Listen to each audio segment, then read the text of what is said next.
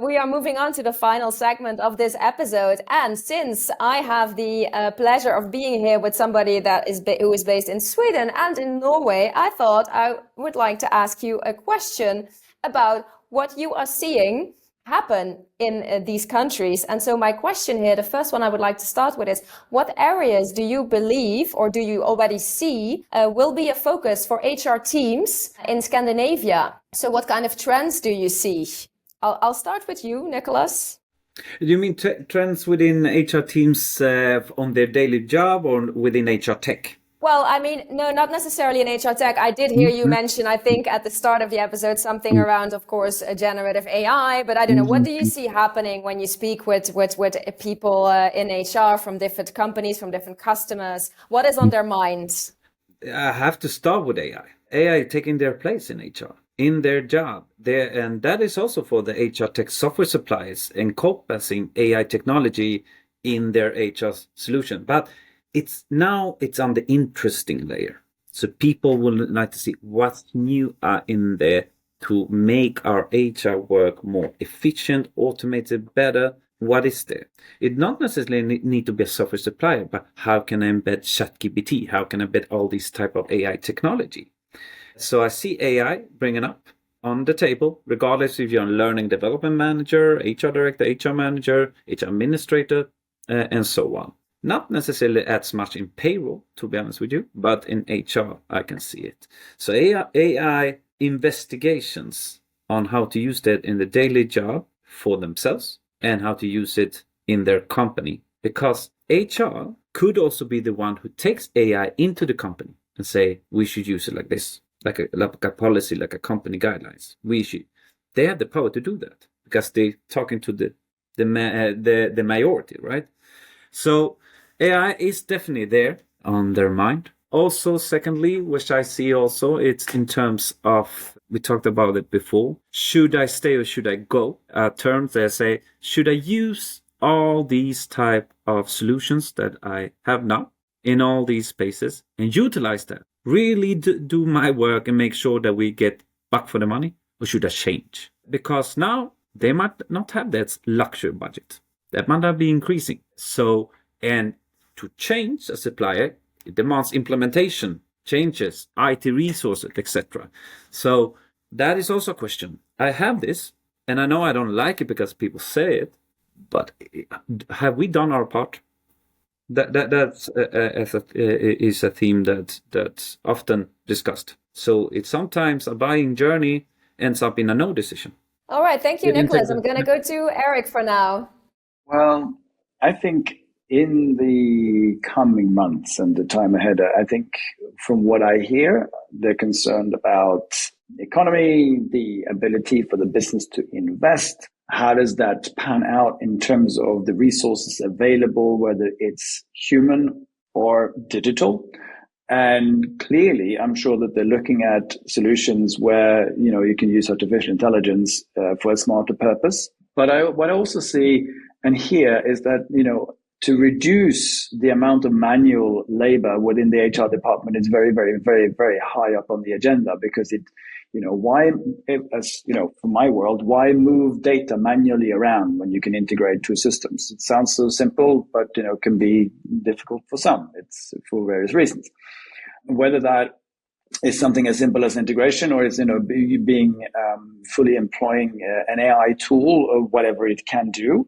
I think the technology around all the different systems, making data flow, making sure that you choose right with the budget you have. I think this is sense a little bit of uncertainty of direction where to go. And then when you add this world of, a million acronyms and different solutions for everything, where do you start? Comes down to priorities and so on. And I think a lot of companies are a bit uncertain about, how high is the priority of solving these problems, investing in new things, or are we going to try and reduce manual labor and, tightening our belt and work smarter and invest in tech that helps doing that. Because there's opportunities with technology, but technology can also be extremely, challenging. This is an anecdote, or sort of digression, more likely. Imagine when you have the ability to fake someone's voice, even in a situation like this, and it really starts to look very, very, very compelling. Can you imagine being an HR director and doing a reference interview with someone who doesn't even exist, or it's a deep fake of someone's reference? It could really happen. I mean, if you see some of the stuff that's done today, I saw a colleague who spoke fluent Mandarin on a video, and I know for sure that he does not know anything beyond ni hao. Okay, but it looked incredibly convincing. So I think there's some worries about that, and I also think that they are concerned about the social aspect of ESG, which is becoming super important in the Nordics in particular. I mean, it's all over the EU. But in the Nordics have really taken sort of a stance that, we're going to take care of the environmental and the social and the governance, in a way that may not be as implemented as fast in other countries as Sweden and Norway, Denmark and Finland have said they're going to do. And that surely is on HR's mind, I'm confident about. Sustainability, I mean, 100%. It is. All right. Did you want to add something, Nicolas, before I'm going to wrap up? No, just some interesting notes. I mean, we have something called the software guide, right? It's done by 10,000 companies in the Nordics, and 3,500 of them are looking for HR tech, right? And some interesting fact is that when we ask them about their needs, we ask them about the requirements and etc., you can see that in the beginning of 2019, integration and system adaptability were very high on the list. In every single requirement we asked, it was hugely high up, regardless of the size of the company. It was 80%, I will say, will be on that level, right? Meanwhile, we can see some changes depending on in the Nordics, talking about now, depending on the size of the company, depending on the industry. And we can see that they're becoming more educated. They know there's a lot of research there, the problem with the options, but they are also getting more educated. And we see now that people asking more about, okay, you know why? For us, it's important to have support. Surprise. Yeah, but it needs to be on the phone. I would not accept an FIQ guidelines health center. Those days are gone. Okay. So they are becoming more and more narrow in their requirement list. And now I see an integration, and you can connect to the Erik. Now they talk, okay, how? Is an API? Is it single sign-on? Is it a full integration capacity?